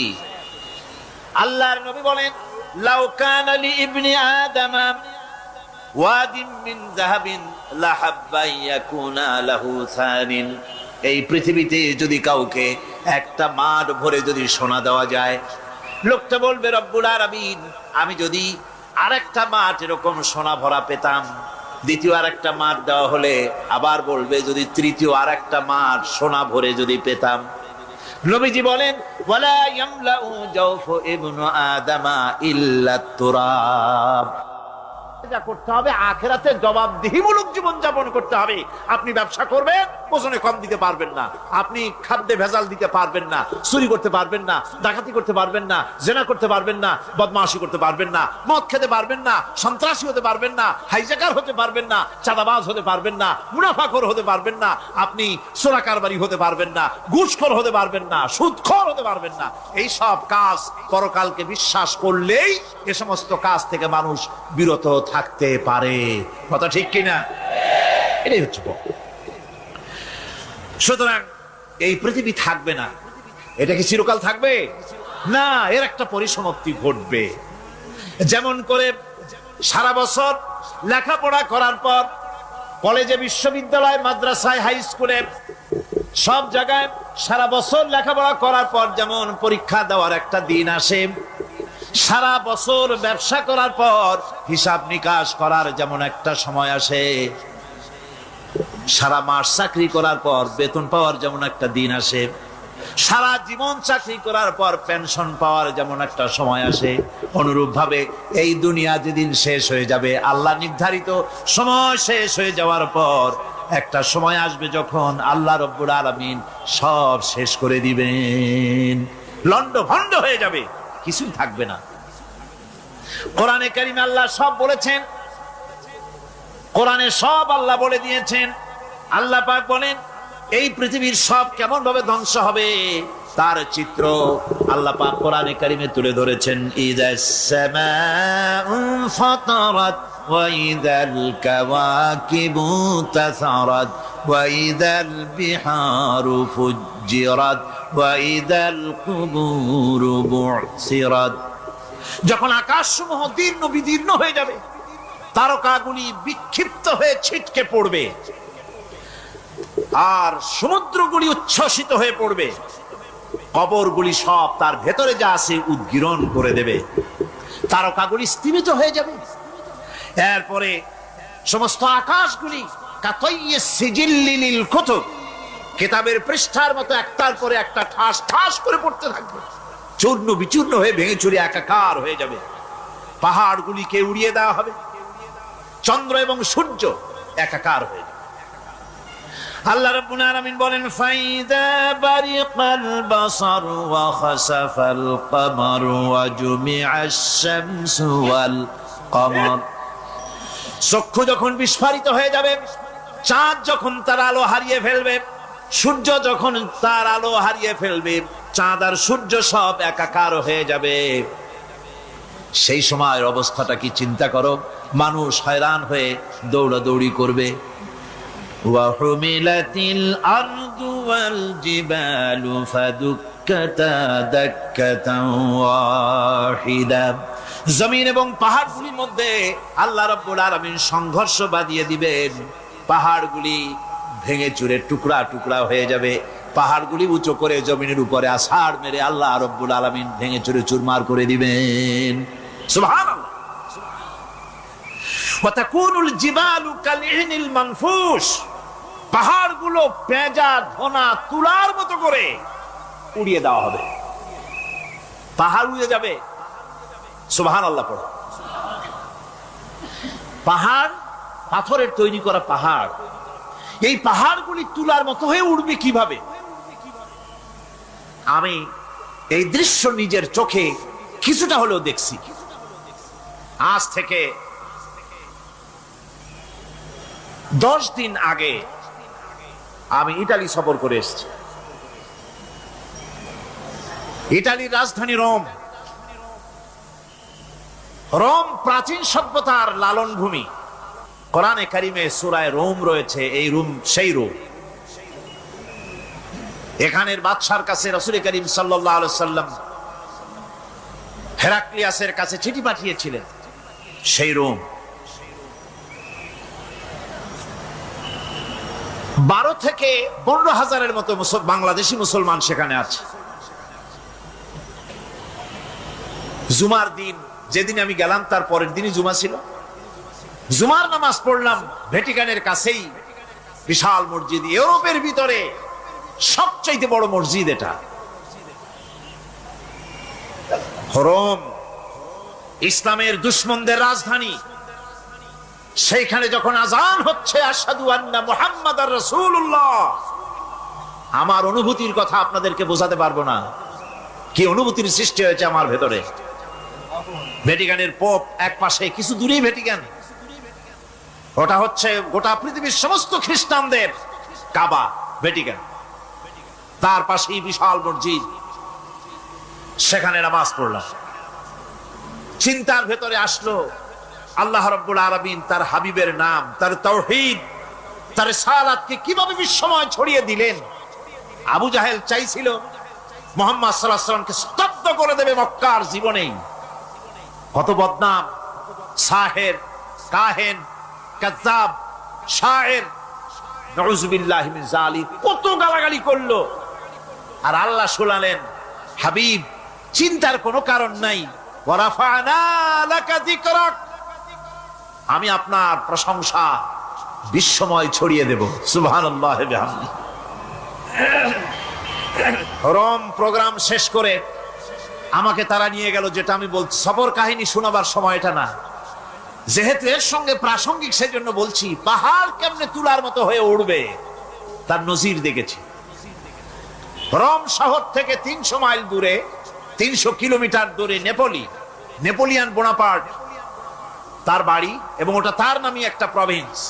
ভূমধ্য সাগরের পারে ভিসুভিয়াস, পৃথিবীর সবচাইতে বড় আগ্নেয়গিরি, সেটা দেখাতে নিয়ে যাওয়া হলো আমাকে। যে পাহাড়টা পৃথিবীর মাটি থেকে তার চূড়া হচ্ছে 3 মাইল উঁচু, এর 2 মাইল গাড়িতে করে ঘুরে ঘুরে যাওয়া যায়। এরপর আর গাড়িতে, ভিসুভিয়াসের শীর্ষে বিশাল গর্ত। আমার মনে হয় গর্তটা এই মাঠের 1/4 হবে, এই মাঠের 1/4 হবে গর্তটা। সেই গর্তটার গভীরতা হচ্ছে 1.5 কিলোমিটার। এইখান থেকে পাথরগুলি উত্থিত হয়েছে, আগ্নেয়গিরি পাথর আগুনে গলে লাভা হয়ে এগুলি পাহাড় বেয়ে উঠছে পড়েছে, চতুর্দিকে 12 মাইল ছড়িয়ে গিয়েছে। আমার মনে পড়লো, ওয়াকুদুহান নাস ওয়াল হিজারা, জাহান্নামের আগুনের ইন্ধন হবে মানুষ আর পাথর। আমি সেখানে সেজদায় পড়ে গিয়া কান্নাম আর বললাম, আল্লাহ জাহান্নামের আগুন হারাম করে দিও আমাদের জন্য। পাথর কিভাবে গললো, গলে পাথরগুলি গলে পুড়ে চতুর্দিকে পড়েছে, আর ছিটকেছে, চতুর্দিকে ছিটকে পড়েছে। সেই পাথরগুলি ছিটকে ছিটকে যেগুলি পুড়ে পড়েছে, সেগুলিকে দূরে সাদা রঙের বলে মনে হয়, কোনোটা সাদা কোনোটা কালো, মনে হয় যেন তুলার মতো হয়ে পড়ে আছে চতুর্দিকে। 1944 সনে তৃতীয়বারের মতো ভিসুভিয়াস অগ্নিগিরি যে অগ্নি উৎপাত করে, তাতে আশেপাশের 12 মাইল এলাকা এফেক্টেড হয়ে যায়। পাথরগুলি গলে এভাবে বিধ্বস্ত করে দিয়েছে। এখান থেকে এখানে জোহরের নামাজ, আসরের নামাজ আমরা পড়লাম, আল্লাহর কাছে খুব দোয়া করলাম। এখনো ধোঁয়া উঠতেছে, এখনো পাহাড়ের ফাটল দিয়ে ধোঁয়া উঠছে। একজন হাত দিয়ে আমাকে বলল যে খুব গরম লাগে ধোঁয়াগুলি। ওখানকার লোকেরা বলল যে ভেতরে এখনো আগুন আছে, তবে সুপ্ত, যে কোনো মুহূর্তে আবার তা জাগ্রত হতে পারে। আমরা সেখান থেকে নেমে এলাম। একটু কিছু দূর গিয়েই সেখানে হলো পম্পেই শহর। এই পম্পেই শহরটা হচ্ছে ঈসা আলাইহিস সালামের জন্মের 2000 বছর আগে এই শহর তৈরি হয়। ঈসা আলাইহিস সালামের জন্মের 179 বছর পর ভূমিকম্প হয়। সেই ভূমিকম্পে গোটা পম্পেই শহরটা পৃথিবীর মানুষের চোখের আড়াল হয়ে যায়, ধ্বংস হয়ে যায়, মাটির তলায় গরক হয়ে যায়। আজ থেকে 200 বছর আগে মাটি খনন করতে গিয়ে এই শহর আবিষ্কৃত হয়। পুরা শহরটা খুঁড়ে তারা বের করেছে। 180 হেক্টর জমিনের উপরে এই বিশাল শহর। ঘুরে ঘুরে দেখলাম, গাড়ি চলে না সেখানে, পায়ে হেঁটে দেখতে হলো। প্রশস্ত রাস্তা। আজ থেকে 4000 বছর আগের মানুষেরা রাস্তা বানাতে জানতো পাথর দিয়ে, এবং রাস্তার দুধারে তাদের ছিল ফুটপাত, পানির ব্যবস্থা, নগরায়নের সব রকমের সুযোগ সুবিধা। তারপরে সেখানে বিচারালয়, এরপরে দোকানপাট, বাজারঘাট, সবকিছুর ব্যবস্থা রয়েছে। বিশাল বিশাল পাথরগুলি দিয়ে পিলার তৈরি করা। ভাবলাম এই পিলারগুলি, এই পাথরগুলি তারা কিভাবে ক্রেন ছাড়া এত উপরে উঠালো কি করে, আমার মাথায় আসলো না। পাথর কেটে কেটে সুন্দর সুন্দর অঙ্কন শিল্প তারা করেছে। এরপরে ঘুরতে ঘুরতে বাদশার রাজার বাড়িতে গিয়ে ঢুকলাম। সেখানে গিয়ে দেখলাম উলঙ্গ এত মূর্তি পাথরের তৈরি করা। পাথর কেটে কেটে দেওয়ালে যৌন মিলনের এমন কোন অশ্লীল ছবি নাই যা তারা সেখানে তৈরি করে নাই। উলঙ্গ মূর্তি আর উলঙ্গ যৌন মিলনের অসংখ্য ছবি দিয়ে এই এলাকা ভরা, তখন আমি বুঝলাম আল্লাহর গজব হওয়ার কারণটা কি, এই শহরটা মাটির নিচে গরক হয়ে যাওয়ার কারণটা কি। আল্লাহ পাক জেনা ব্যভিচার যে দেশে বেশি হয় আল্লাহ পাক বরদাস্ত করেন না। দুশ্চরিত্র যে দেশের মানুষ দুশ্চরিত্র হয়ে যায়, জেনা ব্যভিচার বেশি হতে থাকে, আল্লাহ গরক করে দেন, গজব দেন। এই গজব এক এক সময় এক এক রকমের হয়ে আসে। কখনো মাটির নিচে দাবায় দেন, কখনো মহামারী, কোন দেশে কলেরা, কোন দেশে জলোচ্ছ্বাস, কোথাও ভূমিকম্প, আর সর্বশেষ এই জেনা ব্যভিচারের জন্য আল্লাহ পাকের চূড়ান্ত এই যৌনতার অশ্লীলতার জন্য চূড়ান্ত গজব বর্তমান বিশ্বের জন্য এইডস। আল্লাহ পাক এই গজব দিয়েছেন। বন্ধুগণ, আমি সেই জায়গা, আমি সেখানে যা দেখলাম যে আল্লাহ পাক পাহাড়গুলিকে কিভাবে উড়াবেন এটা অস্বীকার করার কোনো উপায় নাই, বিশ্বাস তো করতামই। তবে হযরত ইব্রাহিম আলাইহিস সালাম যেমন বলেছিলেন, রব্বি আরিনি কাইফা তুহিল মাউতা, আয় আল্লাহ তুমি মরাকে জিন্দা করবা কেমনে? আল্লাহ পাক বলেন আওয়ালাম তুমিন, তুমি বিশ্বাস করো না? ইব্রাহিম আলাইহিস সালাম বললেন বালা, অবশ্যই বিশ্বাস করি, ওয়ালাকিন লিয়াতমাইন্না কলবি, যদি চোখে দেখতাম তাহলে আমার অন্তরাত্মা খুব ঠান্ডা হতো। আল্লাহ রাব্বুল আলামিন চোখে দেখায় দিলেন জিন্দা কেমনে মুর্দা হবে, মুর্দা কেমনে জিন্দা হবে, আল্লাহ দেখায় দিলেন। পাহাড় উড়ায় দিবেন আল্লাহ রাব্বুল আলামিন। একথা কলিজার মধ্যে এটার উপর ঈমান বিশ্বাস, কিন্তু আল্লাহ চোখে দেখাইছেন, ঈমান আরো মজবুত হয়েছে, যা ছিল আরো মজবুত হয়েছে। সুবহানাল্লাহ। আল্লাহর ভয়তে কলিজা কেঁপেছে। আমি পাহাড়ের উপরে কেঁদেছি, যার যার হয়ে কেঁদেছি। বন্ধুগণ, আল্লাহ সুবহানাহু ওয়া তাআলা এই জন্য বলেছেন কুল সিরু ফিল আরদ, আমার জমিন ঘোরো, ভালো করে দেখো, কাইফা কানা আকিবাতুল মুকাজ্জিবিন, মহাসত্যকে যারা অস্বীকার করেছে তাদের পরিণতি আমি কি করে দিয়েছি, এগুলি চোখে ভালো করে তাকায় দেখো। আমার বন্ধুগণ, সুতরাং এই পৃথিবীর অবসান হবে, এই পৃথিবী ধ্বংস হবে, এই পৃথিবী চূড়ান্ত ভাবে শেষ হয়ে যাবে। ও হ্যাঁ, আরেকটি কথা বলতে হয়, সেটা হচ্ছে যে এই রোম থেকে আরেকটু দূরে 900 মাইল দূরে হচ্ছে সিসিলি, 900 মাইল দূরে। সেখানে এই সিসিলি মুসলমানেরা শাসন করেছিল 350 বছর। সেই সিসিলিতে রয়েছে 360টা মসজিদ মুসলমানদের করা। সমস্ত মসজিদগুলি আজ তালা বন্ধ, একটা মসজিদও খোলা নাই। সেখানকার মুসলমানেরা ওয়াজ শুনতে এসেছিল রোমে। আমি তাদের জন্য পরামর্শ দিয়েছি যে গভর্নমেন্টের কাছে তোমরা দাবি জানাও যে অন্তত একটা মসজিদের দরজা আমাদের জন্য খুলে দাও। রোমের অবস্থানরত প্রবাসী বাংলাদেশি মুসলমানেরা আমাকে বলেছে, তাদের অনেকের বাড়ি চট্টগ্রামেও আছে, আমাকে বলেছে তাদের চোখে পানি আসছে বলার সময় যে চিরামের তাফসীর মাহফিল যখন আসে কলজেটা কাঁদতে থাকে যাওয়ার জন্য। তো যাওয়া তো সম্ভব না এত দূর থেকে, আমাদের সালাম বলে দিবেন যত লোক আসবে, আর আমাদের জন্য দোয়া করতে বলবেন যেন এই রোমের ভিতরে আমরা ইসলামের আদর্শের ভিত্তিতে আমরা যেন চলতে পারি। আপনারা দোয়া করুন তাদের জন্য। ভাইরা আমার, এই পৃথিবী একদিন পরিসমাপ্তি ঘটবে এবং আল্লাহর দরবারে আমাদেরকে উঠতে হবে এবং সেখানে আমাদের বিচার হবে। সেখানে আমাদের কি হবে? বিচার হবে। আল্লাহ পাক বিচারটাকে নির্ভুল করার জন্য, সঠিক করার জন্য প্রত্যেকের গলায় আমলনামা ঝুলায় রাখছেন। এখানে রেকর্ডের ব্যবস্থা করা হয়েছে।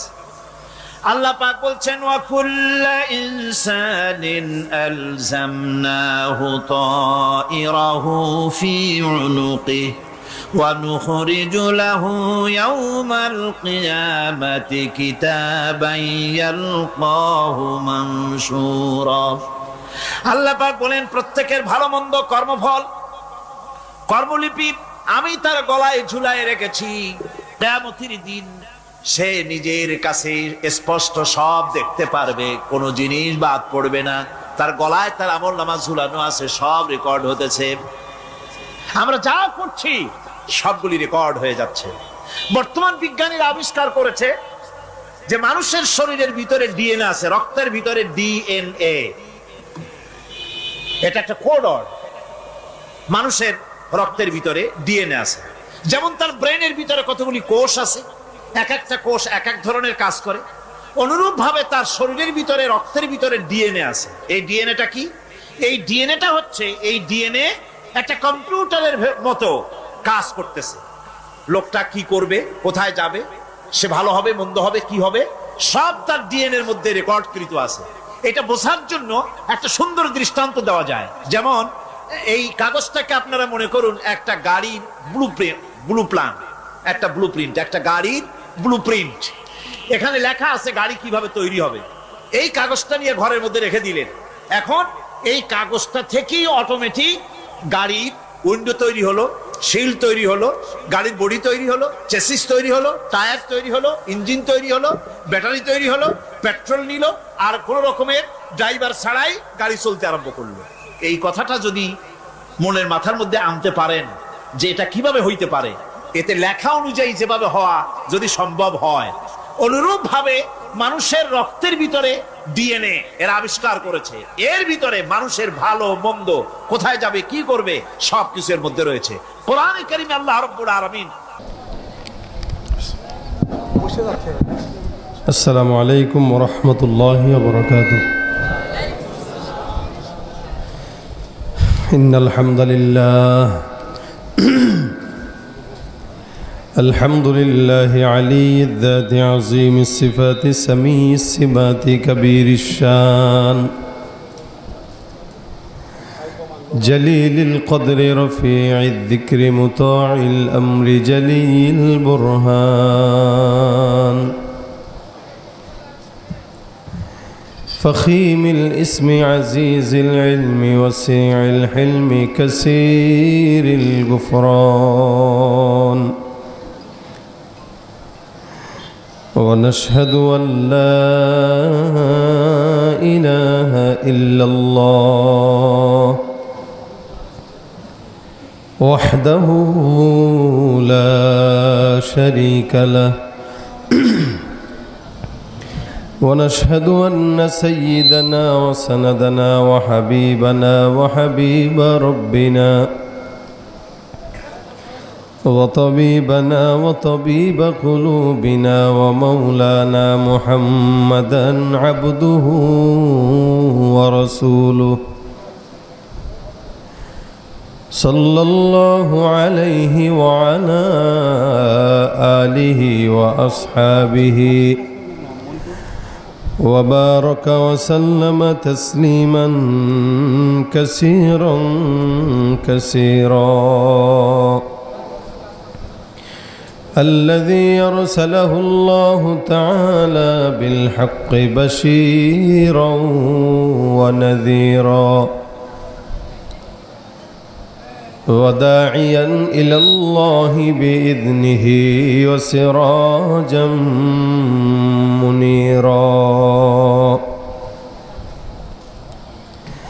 أما بعد فأعوذ بالله من الشيطان الرجيم بسم الله الرحمن الرحيم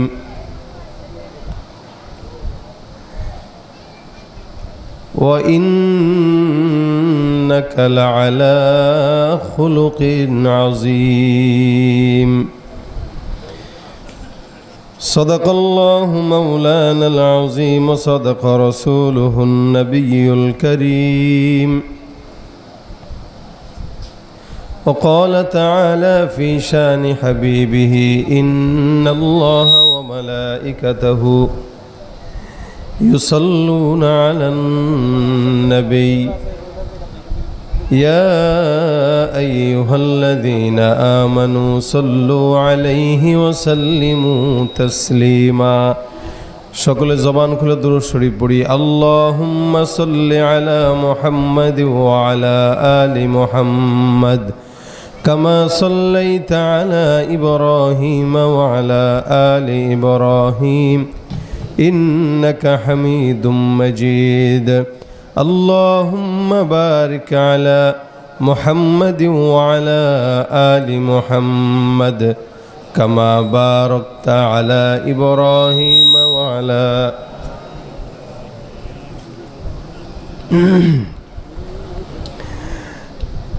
यहाँ हम सब मुसाफिर हो वही आखिर ठिकाना, कोई आगे रवाना है, कोई पीछे रवाना।